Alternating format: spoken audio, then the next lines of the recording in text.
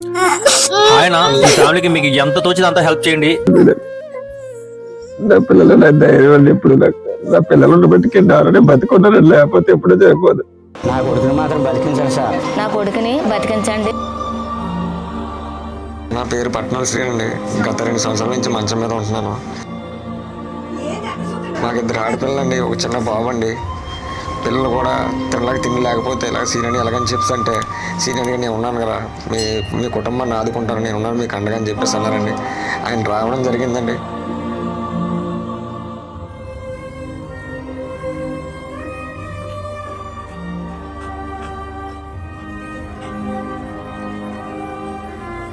అందరికీ నమస్కారం. ఈ రోజున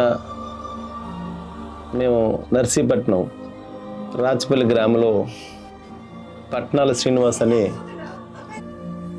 మా జాతీయుడు, అంటే మా కుటుంబ సభ్యులు 2 years క్రితమే ఆటో యాక్సిడెంట్లో ఒక ఆటో వచ్చి అద్దరెదిరిగాడు. అతను మెడ మీద దాదాపు 6 గంటల సేపు అలా ఉండిపోయింది.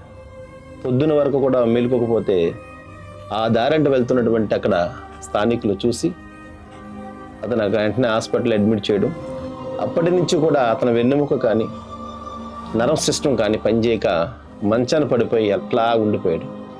నిన్న మొన్న మన సోదరులు వీడియో చేశారు.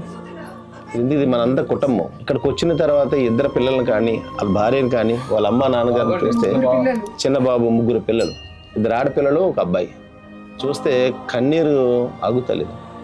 ఎందుకంటే మనం ఈ రోజున వ్యవస్థాపకులు మనందరూ దొమ్మేటి వెంకటరెడ్డి గారి ఆశయాలు అందరూ కూడా మనం నెరవేర్చాలి.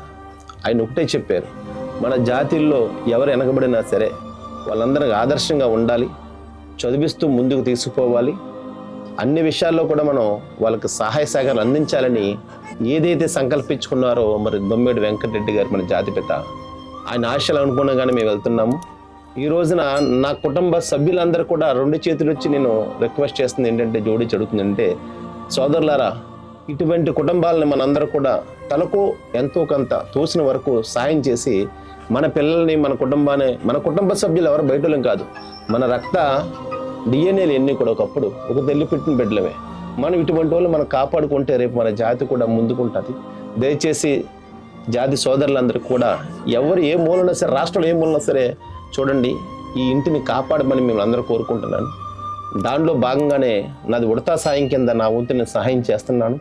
రేపు ఏదైనా ఇంకా చిన్న ఆర్థిక సహాయకాలంటే నేను తోడ్పడతానికి సిద్ధంగా ఉన్నానని తెలియపరుస్తూ ప్రతి ఒక్కరు కూడా మనస్ఫూర్తిగా వీళ్ళ కుటుంబాన్ని ఆదుకోమని కోరుకుంటున్నాను. అన్నీ కూడా వచ్చి మా ఫ్యామిలీ బాధలు చూసి తనకు తోచినంత ఆర్థిక సాయం మాకు చేశారండి. అన్నీ గారు మేము జీవితంలో రుణపడి ఉంటామండి. ఆయన రావడం జరిగిందండి. ఆయన తోచిన సాయం చేసి మా ఫ్యామిలీకి ఎంతో మేలు చేసిన అయ్యారండి. సీనియర్ని ఇలాగా స్పీకర్ దృష్టికి కానీ పైన ప్రభుత్వ దృష్టికి కానీ తీసుకెళ్తారని చెప్పేసి మాట ఇచ్చారండి. ఇలా మాకు చేసినందుకు సీనియర్ గారికి మాకు మనస్ఫూర్తిగా ఆయనకి చాలా ధన్యవాదాలు తెలుపుకుంటున్నామండి.